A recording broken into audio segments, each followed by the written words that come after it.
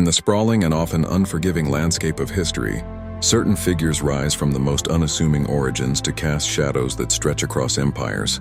To understand the man who would become both a savior and a specter to the last Russian czars, we must journey to the heart of Siberia, to a world far removed from the gilded palaces of St. Petersburg.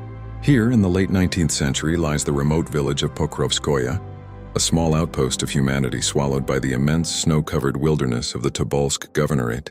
Life in this unforgiving climate was a relentless cycle of hardship and faith, a crucible that forged souls of remarkable resilience or drove them to the edge of despair. It was into this world of stark realities and fervent belief that a child was born, one whose name would one day be whispered with a mixture of awe, reverence, and utter contempt. Within a humble peasant hut, typical of the rustic poverty of the region, Grigori Yefimovich Rasputin entered the world in 1869. He was the son of Yefim and Anna, simple farmers who, like their neighbors, clung fiercely to the traditions of the Russian Orthodox Church. His early years were marked by the common struggles of Siberian peasant life, grueling farm labor, the ever-present threat of a harsh winter, and a profound sense of isolation. The Orthodox faith was not merely a religion but the very bedrock of Jajic existence, its rituals and stories providing comfort, meaning, and a framework for understanding their place in the cosmos. Young Grigori was immersed in this spiritual environment from his first breath, absorbing the tales of saints, sinners, and miracles that permeated the air of his home and village. As Grigori transitioned from childhood into adolescence, a noticeable change began to take hold. While many young men of his station were consumed by the practicalities of survival and the simple pleasures of village life, he grew increasingly introspective and withdrawn. He was known for his intense, piercing gaze and a temperament that could swing from boisterous rebellion to deep, solitary contemplation. It was during this period that his spiritual fervor intensified into something more personal and profound. He would spend long hours in prayer, not just in the village church, but alone in the vast forests and fields that surrounded Pokrovskoye. These were not the rote recitations of a dutiful peasant, but passionate, almost ecstatic dialogues with the divine.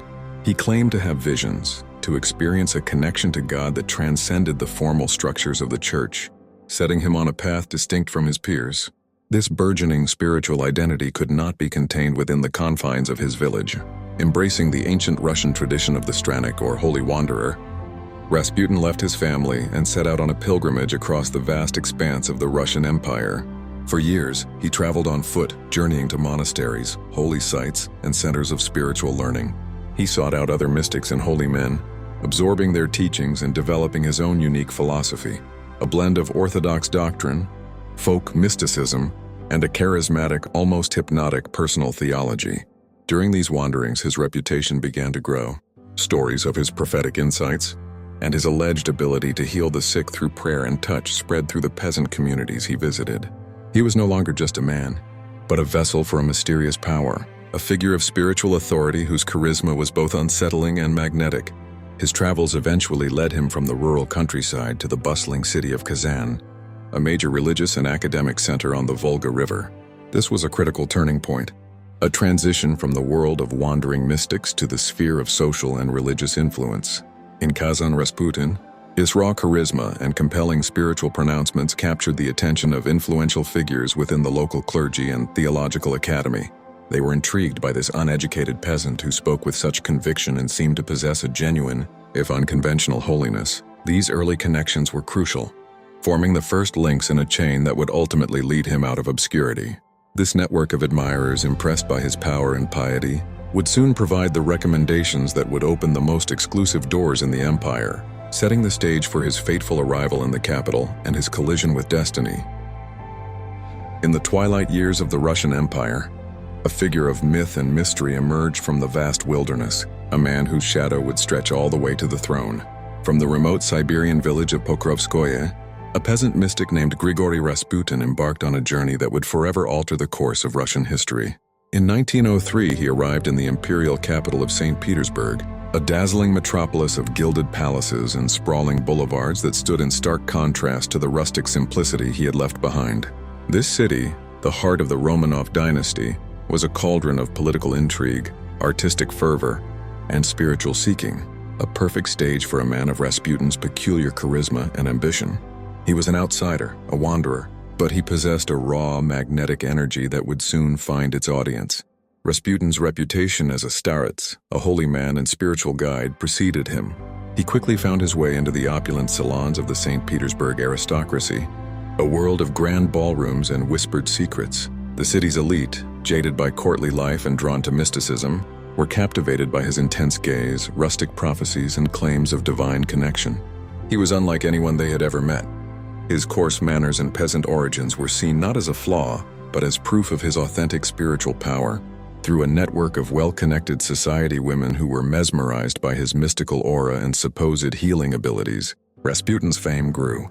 He became a fashionable curiosity, an essential guest for any host looking to entertain and shock their peers, steadily climbing the social ladder towards the one family that mattered most. That family was the Romanovs, the absolute rulers of the vast Russian Empire.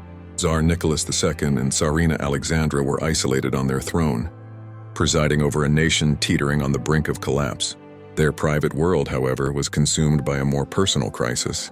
The health of their only son and heir, Alexei, the young Tsarevich, suffered from hemophilia, a secret and incurable genetic disease that meant any minor bruise or cut could lead to excruciating pain and life-threatening internal bleeding. The Tsarina, a deeply religious and desperate mother, had exhausted the expertise of the world's finest doctors.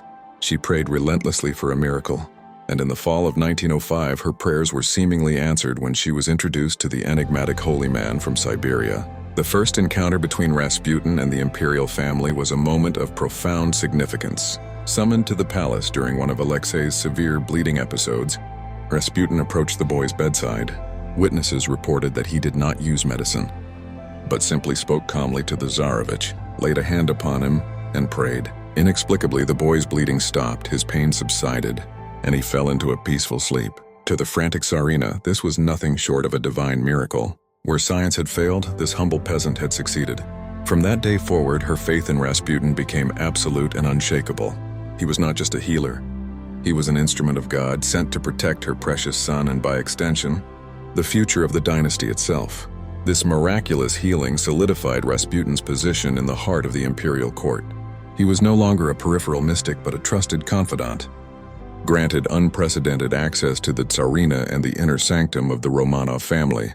His presence in the palace became a constant, a source of comfort to Alexandra, but a cause for growing alarm among courtiers, politicians, and the public. They saw a manipulative charlatan, not a holy man, and watched with a mixture of awe and suspicion as his influence over the Tsarina grew. The imperial family's dependence on Rasputin deepened, isolating them further from their subjects and their advisors. And so the mad monk was no longer an outsider. He was a confidant, a healer, a power behind the throne, setting the stage for a national drama that would end in revolution and tragedy. In the shadowy corridors of the Romanov court, few figures cast as long and dark a shadow as Grigori Rasputin, the Siberian peasant who became the unlikely confidant of an empress. His journey from a remote village to the heart of imperial power was one of fascination and faith, but as his influence grew, so too did the forces that would conspire to bring him down. The story of his rise is not just one of a mystic's hold over a desperate family. It is a tale of how one man's presence helped to unravel an entire empire. By the early 1910s, Rasputin's role had expanded far beyond that of a mere spiritual healer for the young Alexei. He had become an indispensable advisor to Tsarina Alexandra, his pronouncements treated as divine wisdom. We see him in the opulent halls of the Alexander Palace, a coarse, bearded figure amidst the gilded aristocracy, receiving a constant stream of petitioners seeking favors, promotions, or his blessing. He was seen whispering counsel to the Tsarina, and soon his recommendations were shaping ministerial appointments and government policies. This uneducated peasant, now dubbed the Holy Devil at court, was wielding a level of power that a lifetime of political maneuvering could not have secured for others, creating a stark and unsettling contrast between his humble origins and his newfound authority. This unprecedented influence did not go unnoticed. Soon the whispers of the court grew into a roar of public outrage. Scandalous rumors, many too salacious to print but perfect for gossip, spread like wildfire through St. Petersburg. Newspapers, emboldened by the growing discontent, published biting caricatures depicting him as a demonic puppet master, with the Tsar and Tsarina as his helpless marionettes. He was accused of rampant debauchery, of holding orgiastic parties, and, most damningly, of using his spiritual authority as a cover for political meddling. For the nobility, the clergy, and the general populace, Rasputin became the symbol of the court's corruption and decay, a foreign and malignant growth on the body of Holy Russia, the Russian Orthodox Church, the very institution from which Rasputin claimed his spiritual legitimacy, was among his most vocal and concerned opponents. High-ranking officials viewed his unorthodox teachings and scandalous behavior with profound suspicion and alarm. They saw him not as a holy man, but as a charlatan, a heretic whose presence at the heart of the devoutly religious imperial family was a national embarrassment and a spiritual crisis. The Holy Synod held meetings and wrote formal letters urging the Tsar to banish him from the court. However, their efforts repeatedly clashed with the unshakable faith of Tsarina Alexandra. To her, Rasputin was a man of God, the only one who could save her son, and any attack on him was an attack on God's will and her family's last hope. When the guns of August roared in 1914, plunging Russia into the cataclysm of World War I, Rasputin's influence reached its zenith. Tsar Nicholas II departed for military headquarters to assume personal command of the army, a disastrous move that left the governance of the home front in the hands of the Tsarina. With the Tsar away, Alexandra relied more heavily than ever on Rasputin's counsel. His recommendations led to a revolving door of incompetent ministers being appointed to critical government posts, a phenomenon known as ministerial leapfrog. These disastrous decisions crippled the war effort, fueled shortages, and eroded what little public trust remained in the monarchy, directly linking the mystic's power to the nation's suffering. With the empire teetering on the brink of collapse, desperation drove various factions to act. Frustrated ministers, outraged nobles, and even members of the extended imperial family began to hatch secret plots to remove Rasputin from power. They tried to discredit him, to expose his excesses, and to present the Tsar with undeniable proof of his treachery. Secret meetings were held in the lavish drawing rooms of St. Petersburg, where plans were laid to either exile him or, if necessary, eliminate him permanently. Yet every attempt was thwarted. The Tsarina's fierce loyalty acted as an impenetrable shield. Her belief in his divine mission was absolute, and she steadfastly refused to heed any warnings, dooming both her family and the dynasty she had sworn to protect.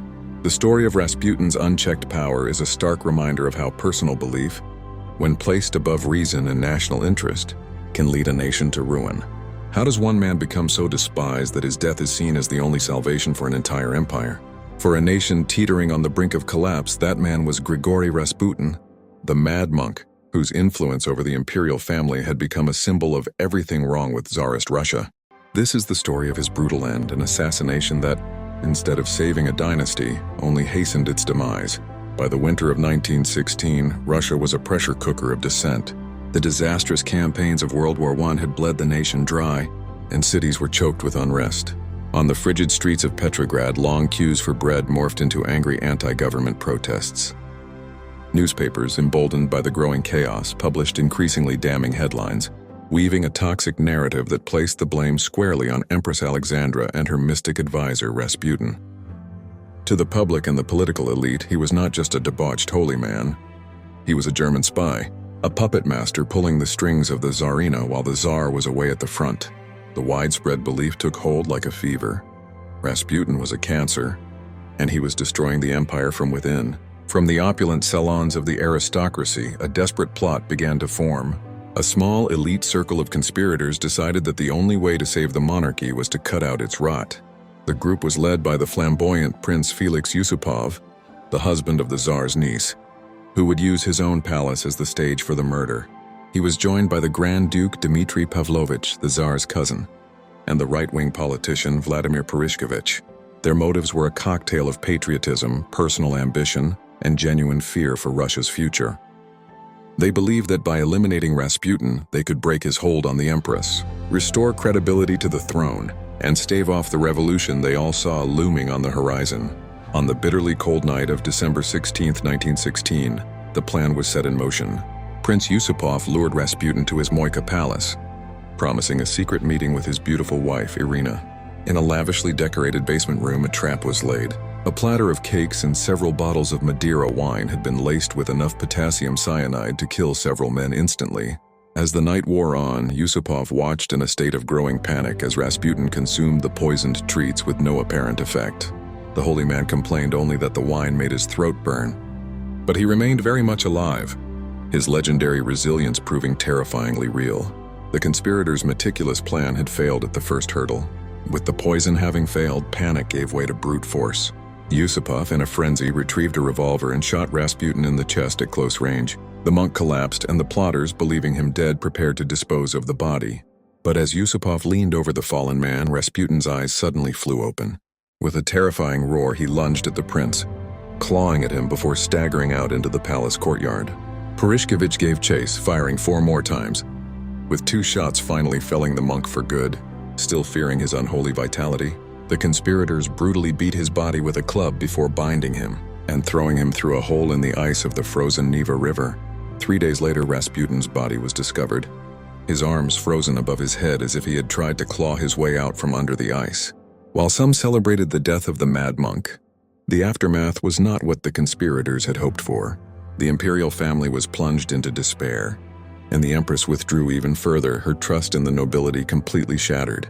The assassination exposed the deep rot and desperation within the ruling class, proving to the common people that the entire system was broken beyond repair. Far from saving the monarchy, the murder of Rasputin simply became the bloody prologue to its final chapter. The shadow of revolution was no longer looming. It was about to fall.